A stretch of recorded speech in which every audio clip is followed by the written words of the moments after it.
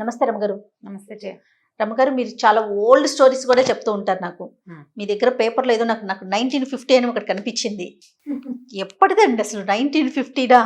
అప్పటి స్టోరీ ఎలా గ్యాదర్ చేశారు, అసలు ఏంటి ఆ స్టోరీ? గ్యాదరింగ్ ఏముంది, పుస్తకాలు చదువుతూ ఉంటే అందరూ గ్యాదర్ చేయగలుగుతారు. రెగ్యులర్ డైలాగ్ అంతే, గ్యాదర్ చేయాలి. చదువుతూ ఉంటే తెలుస్తుంది మనకి. 50లో పుస్తకాలు, 60లో అన్నీ దొరుకుతాయి. ఆన్లైన్ దొరుకుతూనే ఉన్నాయి, విడిగా కూడా పాత పుస్తకాలు దొరుకుతాయి. సంపాదించవచ్చు. మనం చదివే ఉద్దేశం ఉండాలి, అది జ్ఞాపకం పెట్టుకుని ప్రజెంట్ చేసే ఆలోచన ఉండాలి. ఇది కూడా ప్రధానం. అది ప్రధానం. ఇప్పుడు మనకు అవసరం కదా. అవును, మనం అవసరంగా చేస్తున్నాం కాబట్టి.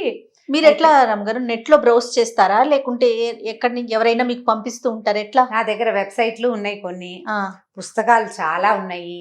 నేను ప్రతి 4 నెలలకి వెళ్ళిపోయి నవోదయ, నవయుగ అక్కడికి ఇక్కడికి వెళ్ళి ఓ 3-4 వేల రూపాయల పుస్తకాలు, కథల పుస్తకాలు తెచ్చుకుంటాను. ఇది వరకు కోటి బయట తిరుగుతూ ఉంటే పుస్తకాలు కనపడినప్పుడల్లా తెచ్చుకునేదాన్ని. చందమామలు ఒక సంవత్సరం ఫుల్ ఎడిషన్స్ 12 పుస్తకాలు బౌండ్ చేసిన పుస్తకాలు కొన్ని దొరుకుతూ ఉంటాయి. మాకు బాగా తెలిసిన ఒక ఆయన ఫ్రెండ్ దగ్గర ఉన్నాయని కొన్ని పుస్తకాలు ఇప్పించారు. ఒక కీటిపాటిలో ఒక అమ్మాయి ఫ్రెండ్ అయింది. అమ్మాయి తన దగ్గర ఒక 67దో ఎప్పటిదో ఆ పిల్లగా, అది వాళ్ళ నాన్నగారు పెళ్ళయిందేమో అప్పటిది, చాలా చిన్న పిల్ల. ఆ అమ్మాయి అప్పటి పుస్తకం ఒక బౌండ్ 12 పుస్తకాలు ఉన్నది, 9 పుస్తకాలు ఉన్నదో ఇచ్చింది నాకు. అందులో కథలు కూడా చెప్పాను నేను. సంపాదించాలి అంతే, వాటి కోసం ట్రై చేయాలి. అవి కాకుండా ఇప్పుడు కొన్ని కథలు, ఇప్పుడు నేను కొన్ని గ్రూప్స్లో ఉన్నాను, కథలు వస్తుంటాయా, ఈ కథ చదివితే పాత కథ ఒకటి గుర్తొస్తుంది నాకు. అందులో గ్రూపులో నేను చదివిన కథ ఒక్కటి కూడా చెప్పాలి ఇప్పటిదాకా నేను. ఓకే, ఒకటి కూడా చెప్పాలి. దానికి రిలవెంట్గా ఉన్న స్టోరీ, దానికి రిలేటెడ్ కాస్త దగ్గరగా ఉన్న కథ, ఇంచుమించుగా ఇలాంటి కథ ఎప్పుడో చదివానికి కొంచెం ఆలోచించుకుంటూ ఉంటే మెల్లిగా గుర్తొస్తుంది. అదే నేను చెప్పాను, నేను పాలగిని కూడా మర్చిపోతా పొయ్యి మీద. స్టోరీస్ ఎందుకో ఇవి గుర్తుంటాయి. ఎందుకు గుర్తుంటాయి? ఇంట్లో ఎవరైనా ఉన్నారా రమ్మగారు, ఫ్యామిలీలో అక్క వాళ్ళు కానీ ఎవరైనా? ఇంట్లో అందరూ కథాగత ప్రాణులే. మేమంతా పుస్తకాలు పిచ్చివాళ్ళు కదా. ఏదో ఒక కథ, ఇప్పుడు నాకు గుర్తు రాపోయిన కథ అయినా నేను మా పెద్దకైనా మా వసంతకో ఫోన్ చేస్తాను. అట్లా ఒక కథ చదివేవాళ్ళం కదా, అది ఏమిటి అని ఆవిడ చెప్పేస్తారు. చెప్తే ఏదో కాస్త ఇద్దరం కలిసి కొంచెం ఆలోచించుకుని తర్వాత ముందు వెనక ఒక గంట మాట్లాడుకున్నాక ఎక్కడో చోట చటుకుని తగదు. నాకు కాకరకాయ కూర కథ అలాగే గుర్తొచ్చింది నాకు. ఓకే, పాత పుస్తకాలు చదువుతుంటే మనకి నెట్లో దొరుకుతున్నాయి జయ. ఇప్పుడు బాగా, ఇది వరకు గ్రంథాలయాలు ఉండేవండి, కానీ ఇప్పుడు మనకి సిటీలో అంత అవకాశం ఉందో లేదో నాకు తెలియట్లేదు. మరి కొంచెం తక్కువే కదండి. ఉన్నాయి కానీ చాలా తక్కువ. చక్కగా అక్కడికి వెళ్ళి చదువుకునే అవకాశం ఉండేది. పేపర్ దగ్గర నుంచి అన్ని బుక్స్, పేపర్లు అన్నీ ఉండేవి. కాస్త ఇప్పుడు అవకాశాలు కాస్త తక్కువ ఉన్నాయి. సొంత లైబ్రరీలే ఉన్నాయి జయ. నా దగ్గర చాలా పుస్తకాలు ఉన్నాయి. మా వసంత దగ్గర దాదాపు ఒక 3-4 వేల రూపాయల పుస్తకాలు, 3-4 వేల పుస్తకాలు, రూపాయలు కాదు, వేల పుస్తకాలే ఉన్నాయి. మీ దగ్గర ఎన్ని ఉంటాయండి? నా దగ్గర కూడా ఉన్నాయి, దాదాపుగా ఒక 2000 చిల్లర ఉన్నాయి. ఒకసారి మీ బుక్స్ అన్ని చూపించాలి రామ్ గారు. అందులో బుజ్జివి, చిన్నవి, పెద్దవి, రకరకాలు, వాళ్ళవి వీళ్ళవి చాలా ఉన్నాయి. మా వసంత దగ్గర అయితే విశ్వనాథ్ సత్యనారాయణ గారి ఫుల్ సెట్, ఎండమూరి వీరేంద్రనాథ్ గారి ఫుల్ సెట్, తర్వాత కొడవగట్టి కుటుంబరావు గారి ఫుల్ సెట్, అవన్నీ నా ఫేవరెట్లు కూడా. నేను తనతో కొనిపించిన పుస్తకాలు కూడా బోల్డ్ ఉంటాయి. అక్క కదా, ఇంకా వెంటనే మీరు అదే బీనాదేవి గారు, అట్లా కొంతమంది రైటర్స్. మా ఇంట్లో కూడా మా అన్నయ్య కూడా అలాగే కొనేవాడు. ఇప్పుడంటే ఇవి చిన్న కథలు చెప్పుకుంటున్నాం కదా, మా ఇంట్లో నావెల్సే విపరీతంగా. మల్లాది వెంకటకృష్ణమూర్తి గారి ఈచ్ అండ్ ఎవ్రీ బుక్ కొనుక్కునేవాళ్ళం మేము. అవి కాకుండా పాత కెరటాలు అంటే ఇంగ్లీష్ బుక్స్ ని ట్రాన్స్లేట్ చేసిన పుస్తకాలు ఇది వరకు ఉండేవి. నండూరి రామ్మోహన్ రావు గారు చేసినవి, మార్క్ ట్వైన్వి, ఇవి ఏమంటారంటే హకల్బెరీ ఫిన్, టామ్ సాయర్, టామ్ మామ ఇల్లు, అలాంటి పుస్తకాలు కూడా. చెంఘీజ్ ఖాను, తైమూర్ ఖాను, ఇలాంటి పుస్తకాలు. తర్వాత ఏమో మన కొమ్మనాపల్లి గణపతిరావు గారు, ఆయన పుస్తకాలు కూడా కొన్ని ఇష్టం నాకు. మధుబాబు గారు హాట్ ఫేవరెట్. అందులో కథల్లో ఆయన రాసిన రాజుల కథల్లో చాలా కథలు మనకి చందమామ కథల్లో రిలవెంట్ గా కనపడతాయి. ఇప్పుడు ఆ నావెల్ చదివాను అనుకో, ఆ కథ చిన్న కథ ఒకటి జ్ఞాపకం వస్తుంది. సో చదవటం ఒక ఎత్తు అయితే, ప్రెజెంటేషన్ ఇంక అసలు మాటల్లో చెప్పక్కర్లా. కానీ నేను మిమ్మల్ని అబ్జర్వ్ చేసిన దగ్గర నుంచి, మన మామ్ స్టార్ట్ అయ్యే దగ్గర నుంచి, మీరు స్టోరీ చెప్పేప్పటికన్నా కూడా స్టోరీ గురించి చెప్తా చూసారా. ఇప్పుడు నేను అడిగాను ఎలాంటి బుక్స్ ఉన్నాయండి, ఎంత హ్యాపీగా ఫీల్ అవుతారో రమ్మ గారు. ఆనందం. అంటే ఎక్కువ చదివే వాళ్ళు దాని గురించి చెప్పేటప్పుడు ఉండే సంతోషం వేరుగా ఉంటుంది. అవును. ఇప్పుడు నేను ఒక కథల గ్రూప్ లో ఉన్నా, ఒక్కనాడు కూడా అందులో కామెంట్ పెట్టను, కానీ ఈచ్ అండ్ ఎవ్రీ స్టోరీ నేను భలే ఎంజాయ్ చేస్తాను.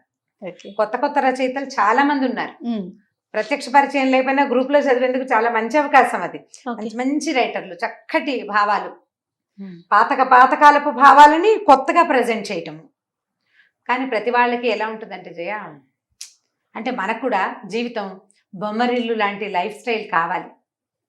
ఒక మంచి కుటుంబం మనకి లేదు, వాళ్ళు ఎవరికో ఉంది, వాళ్ళని కలవటం ఎంత బాగుందో జీవితం అని భావించటం, ఎవరింటికైనా వెళ్తే వాళ్ళ ఇంట్లో మంచి మానవ సంబంధాలు బాగుంటే వాటిని చూసి సంతోషించటం. ఇప్పుడు ఆ ట్రెండ్ భలే కనపడుతుంది జయ. మంచిదే కదా. మంచి ఇప్పుడు చూడు యూట్యూబ్లో ఇప్పుడు మనం అంటే ఇది ఒక ఛానల్ కదా మనది, ఆ. నేను ఛానల్లో పనిచేస్తాను, నా ఇల్లు బాకిలి నేనేం చూపించట్లేదు, అవును. కానీ చాలా మంది యూట్యూబర్స్ నా నగలు, మా ఇల్లు, నా వంటి, నా చీరలు. నా చీరలు, నేను వాడే క్రీములు, నేను మళ్ళా మా ఇంట్లో కుక్క పిల్ల, నేను పెట్టిన మొక్కలు, ఎన్ని లక్షల వ్యూస్ వస్తాయో జయ. అవును. అంటే కనెక్ట్ అయిపోతున్నారా Connect పబ్లిక్ కి? అంతే కదా రమ్మగారు. అదే ప్రతి వాళ్ళకి ఏంటంటే అట్లా అద్భుతంగా ఉన్న విషయం చాలా ఎంత బాగుందో అవి చూడాలని ఉంటుంది. కథలు కూడా అలాగే కోరుకుంటాను జయ మనం. అవునండి. హ్యాపీ ఎండింగ్ కథలు మనకి ఇష్టం చూడు కదా, హ్యాపీ ఎండింగే కావాలి. అంతే. నన్ను ఇప్పుడు చాలా మంది అడుగుతారు, మీ హోమ్ టూర్ చేయండి, అవును. నా వంట పాత్రలు చూపించాలి, నా హోమ్ టూర్ చూపిస్తే కోట్లలో వచ్చేస్తాయి మనకి వ్యూస్, అది కావాలి. చాలా ఆసక్తిగా ఉంటారు జనాలు. ఎందుకంటే ఇప్పుడు బాగా కథలు చెప్తారు, అమ్మగారు వాళ్ళు ఎంత బాగా పెట్టుకుంటారు, అవన్నీ చూడాలని అంటే ఒకరిని ఫాలో అయ్యేటప్పుడు పూర్తిగా తెలుసుకోవాలన్న ఒక ఆలోచన ఉంటుంది రమ్మగారు. దాని మీద ఇష్టం చూపిస్తారు. అదే దాంట్లో ఏంటంటే నాకేమో పుస్తకాల మీదే ఆసక్తి. ఒక రైటర్ కథ నచ్చితే వాళ్ళవి మిగిలిన కథలు వెతుక్కుని చదవాలనుకుంటాను నేను. నా గోల్ అదనమాట. అది ఎవరి గోల్ వాళ్ళది కదా, వాళ్ళు చూసేదే అనిపిస్తుంది. మన జగన్ గురూజీతో మనం రెగ్యులర్ గా చేస్తూ ఉంటాం కదా, ఆయన ఇంటర్వ్యూ చేసినప్పుడు ఆయన ఒక మాట చెప్పారు, చాలా అద్భుతమైన పని చేస్తున్నారమ్మా మీరు మామ్ ద్వారా. రమారావి గారి స్టోరీస్ నేను కూడా ఫాలో అవుతాను, మీ ఇంటర్వ్యూస్ అన్ని చూస్తాను, అవి చూసి నాకు తెలియని విషయాలు నేను కూడా నేర్చుకునే ప్రయత్నం చేస్తూ ఉంటాను. అంత పెద్ద ఆయన. అంటే స్టోరీకి ఉన్న ఇంపార్టెన్స్ అది. తల్లి పిల్లలకి సంబంధించిన రిలేషన్ లో ప్రతి తల్లి స్టోరీ చెప్పాలి అనే కోణంలో ఈ విషయం చెప్పారనమాట. అలా విన్నప్పుడు చాలా ఆనందం అనిపిస్తుంది ఈ రమ్మగారు నాకు కూడా. ఎందుకంటే ఒక మంచి ప్రోగ్రామ్ చేస్తున్నాం, పబ్లిక్ ఉపయోగపడే ఒక మంచి కాన్సెప్ట్ మనం అందిస్తున్నామన్న ఒక ఆలోచన. ఎందుకంటే ఇందులో ఉన్న బెస్ట్ థింగ్ ఏంటంటే రిలేషనే, అంతే, ఓన్లీ రిలేషన్, అంతే. మనం దాన్ని గౌరవించాలి కదా. 100% అండి, సంస్కృతి సాంప్రదాయం. రైట్, కథలోకి వచ్చేద్దాం. 50s లో కథ. ఒక ఊళ్ళో గురవయ్య శెట్టి గారని ఒక ఆయన ఉన్నాడు. ఈయన ఏంటంటే షాప్ ఒకటి ఉంది, కిరాణా కొట్టు, మంచి సంపాదన పరుడు, తాతల నాటి కొట్టు, బాగా ఇల్లు వాకిలి అన్నీ బ్రహ్మాండంగా ఉన్నాయి. ఈయనకి ఏంటంటే దానాలు ఇవి పెద్ద ఆసక్తి ఉండదు. దానం చేస్తే ఏముంది, దానం చేయడానికైనా సంపాదించాం. పొద్దు నుంచి కొట్లో కూర్చున్నా, ఓ 50 రూపాయలు 30 రూపాయలు వచ్చింది. ఓ బ్రాహ్మడికి ఓ 100 రూపాయలు దానం చేస్తే 2 రోజులు సంపాదన దానం చేసినట్టు కాదు. అంతే. దీనికి సంపాదించేది, కష్టపడి సంపాదించేది ఎందుకు, దాచుకోవడానికి, దానానికి కాదు. అలాంటి భావాలు తీవ్రంగా ఉండేవన్నమాట ఆయనకి. మామూలుగా మనం జనరల్ భావన ఎలా ఉంటుంది, ఓ 100 సంపాదిస్తే కనీసం 10% దానం చేయాలి. అది ఒక రోజు కాదు, నువ్వు 10 రోజుల సంపాదన రోజు 100, 10 రోజులకి 1000, అందులోంచి ఓ 100 తీసి దానం చెయ్యి. ఇప్పుడు ఈ 100 కోసం నేను ఎంతసేపు కూర్చున్నాను అనేది లెక్క వేయకూడదు. ఈయన లెక్క అది. ఓసారి ఏమైందట, వాళ్ళ ఇంట్లో ఈ కిరాణా కొట్టు కదా, ఇంటిని ఆనుకునే బయటికి కొట్టు, చిట్టెలుకలు ఎక్కువ తిరుగుతూ ఉంటాయి కిరాణా కొట్లలో. సామాన్ల మధ్యలో మన ఇప్పటి మధ్య సూపర్ మార్కెట్లలో కూడా కనిపిస్తున్నాయి, ఎలుక పిల్లలు పరిగెత్తుకుంటూ ఉంటాయి. ఈ పెద్ద ఎలుకలు ఏదో ఒక పిల్లల్ని పెట్టేస్తాయి ఒక మూల చేరి, అవి ఇంత బుజ్జిబుజ్జిగా ఉంటాయి, కొంచెం 4 రోజులపై కాస్త పెరుగుతాయి, సామాన్లు తిరుగుతూనే ఉంటాయి.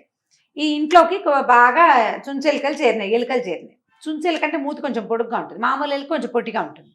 అయితే ఎలుకల కోసం పిల్లి ఒకటి తిరుగుతోంది. ఒక వారం 10 రోజులు తిరిగి మొత్తం అన్నీ తినేసింది. ఎలుకలు అయిపోయాక ఎలుకలు ఏం చేస్తాయంటే, పిల్లి మెసులుతూ ఉంటే అక్కడ మసులుతోంది అనుకో, పిల్లి తిరుగుతోంది, ఎలుకలు రావడం మానేస్తాయి, ఇంకో ఇల్లు చూసుకుంటాయి అవి.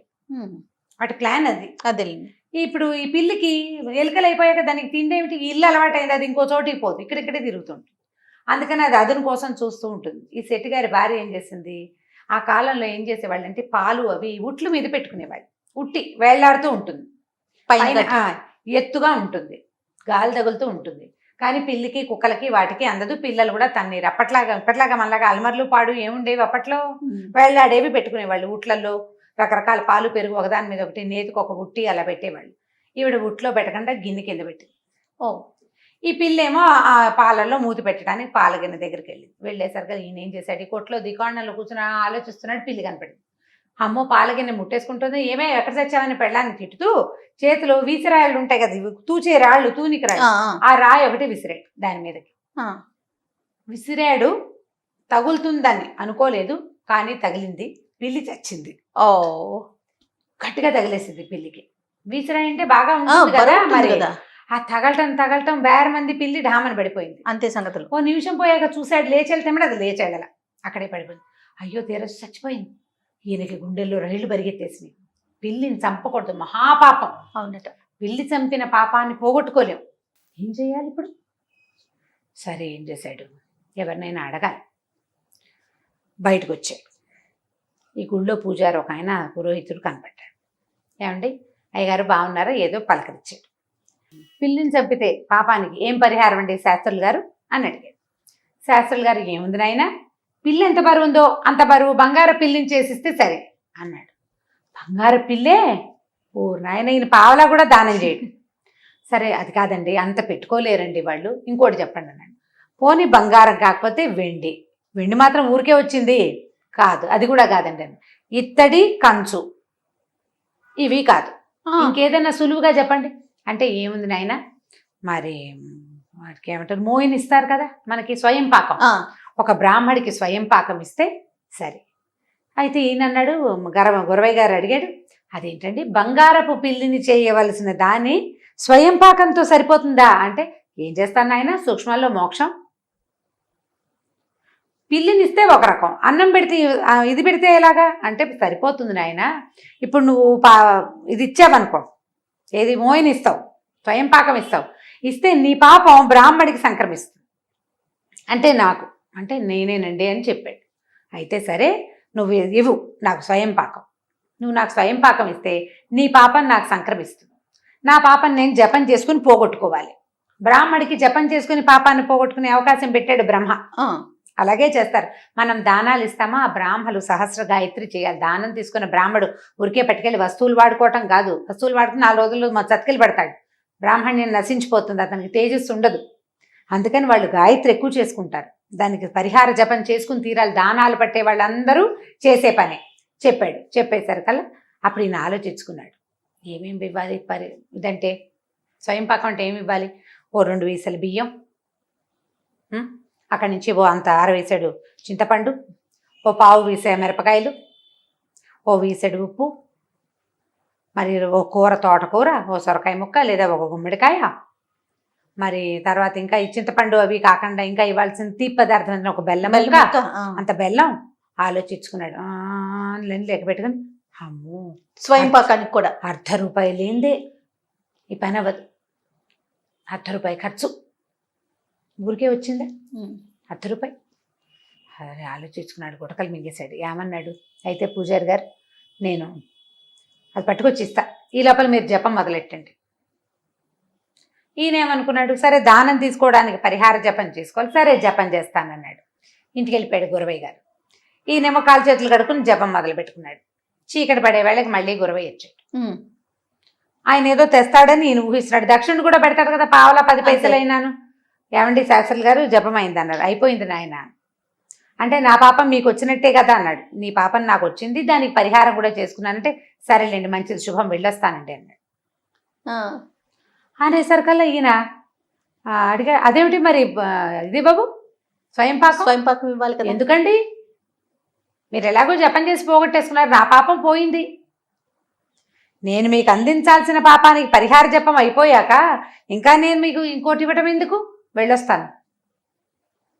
ముందు ఆయనకి బ్రాహ్మడికి ఏమనిపించింది, వీడింత షావుకారు, బోల్డు డబ్బులు ఉన్నవాడు, బంగార పిల్లిని, ఇంత పిల్లిని కాకపోతే ఇంత పిల్లి బొమ్మనైనా చేయించి ఇవ్వగలిగిన వాడే స్వయం పాకంతో సరిపెడతానంటున్నాడు. పోనీలే అదైనా ముడుతుందని చూస్తే అది కూడా ముట్టకుండా జపం మిగిలింది. 2-3 గంటల పాటు అన్నం తినకుండా కూర్చొని జపం చేశాడు బ్రాహ్మడు. లేచెళ్ళిపోయాడు. ఇంకేముంది, బ్రాహ్మడు అనుకున్నాడు, ఓరు వేడిదుంపదేగా అని అనుకుని ఏమనుకున్నాడంటే, ఇప్పుడు ఈ పని చూడు, తెలివిగా చేశాడు. పిల్లిని చంపింది ఒక పాపం, బ్రాహ్మడికి స్వయం పాకం ఇస్తానని ఇవ్వకుండా అతనితోటి అభోజనంగా జపం చేయించింది 2వ పాపం. ఒక పాపాన్ని బదులు ఎన్ని చుట్టినాయి, 2 వచ్చినాయి. అవి అతనికి తెలీదు. ఈ వచ్చే జన్మ కూడా ఇలాగే ఏదైనా అమ్ముకునే జన్మ అమ్ముకునే వాడి దగ్గర పనిచేసే జన్మ వస్తుంది వీడి కర్మ. కానీ బ్రాహ్మణాయన లేచి వెళ్ళిపోయాడు. చిచ్చి ఇలాంటి వ్యధవల్ని నమ్మకూడదు అని. ఇది చందమామలో చెప్పే కథలు ఇలాంటివి చెప్పేవాళ్ళు ఇదివరకు. ఇది ఒక తెలివి. ఆయన ఏం చేశాడు, పొరపాటును చంపిన పిల్లి పాపాన్ని ఓ బ్రాహ్మడికి అంటగట్టేశాడు చక్కగా, తెలివిగా. బాగుంది. కాకపోతే ఈ తెలివి వల్ల ఉపయోగం ఉందా? బ్రాహ్మడు ఏం చెప్పించిపోయాడు, ఒకటి కాదురా నీ మొహమండ నీకు 2 శాపాలు వస్తాయి అని ఒకదానికి చెప్పాడు. ఇంకొకటి వచ్చింది. అందుకని ఈ కథలు చెప్పేటప్పుడు చిన్నప్పుడు ఏం చెప్పేవాళ్ళు అంటే ఇట్లా చేయకూడదు, ఎస్, నువ్వు ఎంత పెద్ద తప్పు చేసినా దానికి పరిహారం చిన్నదే అయినా చెయ్యాలి. నువ్వు ఆ చిన్నది కూడా చేయకుండా మానేస్తే అది ఇది కూడా 2 పాపాలు వస్తాయి. అంతే. అందుకని ఇట్లా చేయకూడదు. కాబట్టి ముందే ఏమిటి పిల్లుల మీద వాటి మీద రాళ్ళు విసరకూడదు. ఫస్ట్ మొదట చేయకూడని పని అది. పిల్లిని వాటిని తోలడానికి ఒక చిన్న సన్న చువ్వలు పెట్టుకునేవాళ్ళు. బెత్తం కనపడితే పారిపోతుంది పిల్లి. ఈ పుల్లలు ఉంటాయి చూడు, కొబ్బరి నెల పుల్లలు, కొబ్బరి చీపురు ఉంటుందా, కొబ్బరి నెల పుల్లే కదా అది, ఆ ఈన పుల్ల. ఆ ఈన పుల్ల సురుక్కుమంటుంది. అది పిల్లులు రావు, అది దాన్ని పెట్టి కొడితే సావదు, దానికి ఏం అవ్వదు, కానీ సర్రమంటుంది. అందుకని అలాంటి వాటితో కొట్టాలి, కానీ వీసరాళ్ళు అవి వేయకూడదు. చందమామ కదా జ్ఞాపకం పెట్టుకోండి, పిల్లలకి సరదాగా చెప్పండి. ఖచ్చితంగా ఇలా చెయ్యకూడదు అనేది నేర్పించాలి. బాగుంది రమ్మగారు. ఇంకొక స్టోరీతో మళ్ళీ కలుద్దాం. నమస్తే. నమస్తే. ఇక ఈ వీడియో కనుక మీకు నచ్చినట్లయితే లైక్ చేయండి, షేర్ చేయండి. మరిన్ని ఇంట్రెస్టింగ్ వీడియోస్ కోసం మా ఛానల్ని సబ్స్క్రైబ్ చేసుకోండి.